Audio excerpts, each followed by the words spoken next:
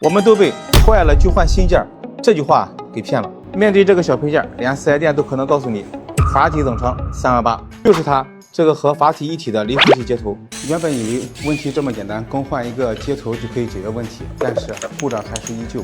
再次拆开发现，它的导位传感器之前也更换过，说明这个问题并不简单。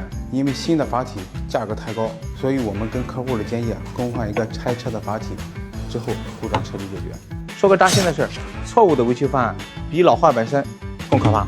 就像这个气门室盖，之前漏油选择的是打胶，但真相是头层脱落，橡胶圈老化变硬，失去弹性，脱落的碎屑混入机油，正在成为发动机的研磨膏。对于这种材料疲劳导致的渗漏，唯一的根治方案就是更换全新的橡胶圈，这才是最终下药。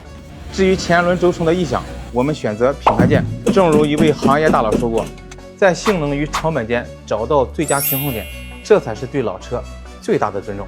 不得不承认，这真的需要一点智慧，用工程师的思维去分析问题，用收藏家的眼光去甄别配件。我们修的不是车，是在有限的预算内为一份情怀找到最优的出路。如果连这台帕纳米拉都能用拆车加品牌加原厂件的方案重获新生，那么你的老家伙也一定可以。对于这种非标解决方案，你是怎么看的？